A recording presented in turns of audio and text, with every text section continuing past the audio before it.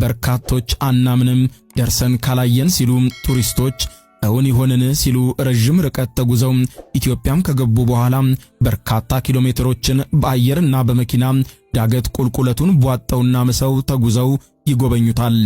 ታቹ ባህር ላዩ ዋሻ የሆነ አነጋጋሪና ሚስጥራዊ ቅዱስ ስፍራ ይምርሃነ ክርስቶስ። የዛሬው ጉዟችንም ወደዚያው ይሆናል። ቅዱስ ይምርሃነ ክርስቶስ።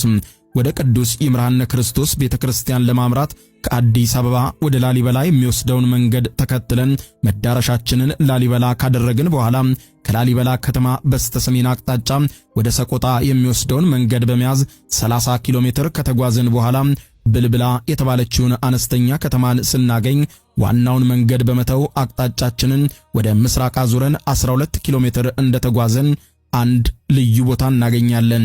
ይህ ቦታ ከላሊበላ ውቅር አብያተ ክርስቲያናት በ41 ኪሎ ሜትር ርቀት ላይ ታንጿል። ይምርሃነ ክርስቶስ ገዳም።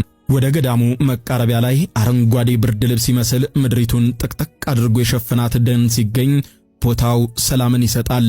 ቅዱስ ይምርሃነ ክርስቶስ ከዛጉዌ ነገሥታት አንዱ ሲሆን የመጀመሪያው የዛጉዌ ንጉሥ የነበረው መራ ተክለ ሃይማኖት የልጅ ልጅ የቅዱስ ላሊበላ ደግሞ ያጎት ልጅ ነው።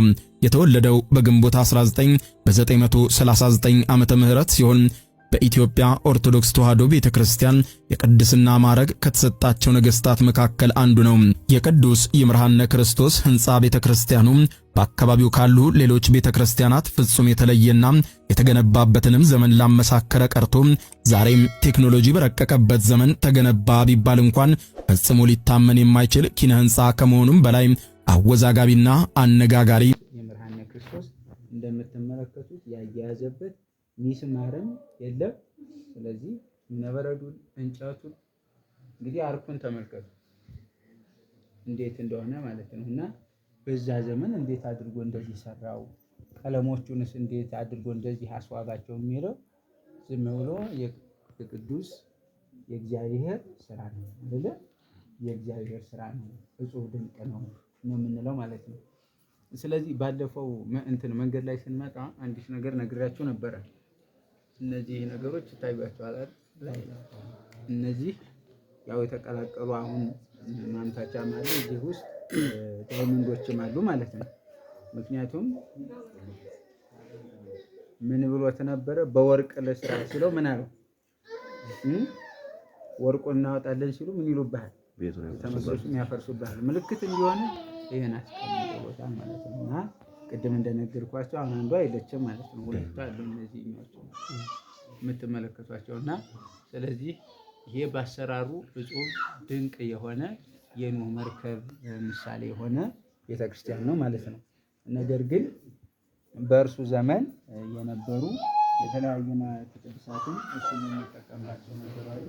በቀኝና በግራ የምታያቸው ሳጥኖች በዚያ ጊዜ ነበሩ ይሄንና በዚህም በኩል አለ ማለት ነው። ታያችኋል አይደል? እነዚህ በእርሱ ጊዜ የነበሩ ናቸው። ነገር ግን እነዚህ እዚህ ላይ አሁን በተለያየ በጭስም በምንም የደበዘዙ አሉ። ጠቅላላ ስዕሎቹና ቅርጾቹ ግን የሚነበቡ የሚተረጉሙ መጽሐፍት ናቸው። ወደፊትም በእውቀት ደረጃ የሚነበቡ ናቸውና ስለዚህ እኚህ የምትመለከቱት የነጩ አሁን እምነበረድ ነው። ነገር ግን ስንመጣ ምን ይያቸው ምንድነው? እምነበረድ ለማቅለጥ የተጠቀመበት ምንድነው? እጁን። ስለዚህ እጁን ተጠቅሞ የሰራውን ስራ ተመልከቱ። አሁን ይሄ 900 ዓመት ነው የሞላው ቢባል ማን ያምናል? ያቻው አይደለ? እንግዲህ እግዚአብሔር ለሚያምኑበት እንዲህ ነው የሚያደርገው ማለት ነው። ለሚያምኑበት እንዲህ አይነት ስራ ነው የሚሰራው እና ለቅዱስ ይምርሃነ ክርስቶስ እጁን ዳሰሰለት እንዲህ አድርጎ አቆመ ማለት ነው። ስለዚህ መታሰቢያው ለዘላለም ነው እና በዚህ ቦታ መገኘት ቀላል ነገር አይደለም የሚለውን እንይዛለን። ምናልባት መጋረጃዋ እዚህ ጋር ስላለች ነው ፊት ለፊት የሚታይ ሁለት ቀዳዳዎች አሉ።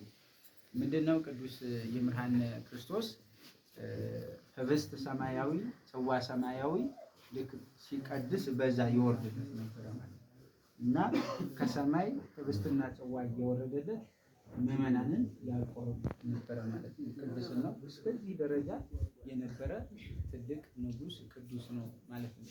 ስለዚህ ይህንን ቅዱስ እንግዲህ እንደነ ዳዊት ክህነትን ንግስና ይዞ በፍጹም ድንግልና የኖረ እኛም ውስጥ እንግዲህ እግዚአብሔር ሰጥቶናል ማለት ነው። እግዚአብሔር የተመሰገነ ይሁን። ስለዚህ እንግዲህ እንደምታዩት ነው ማለት ነው ቅዱስ ብርሃነ ክርስቶስ ማለት ነው።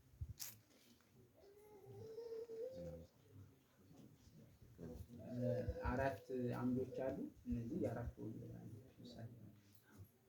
ምክንያቱም የትኛውም መጽሐፍ ቢጻፍ የትኛውም ነገር ቢደረግ በጣም ከመጽሐፍ ሲወጣ አይወጣም። ስለዚህ እነዚህን ደግሞ ወንጌሉን ዋናውን አስቀድመው ነቢያቱ የተረጎሙትን የተነበዩትን በመልእክታት ሐዋርያቱ ሊቃውንት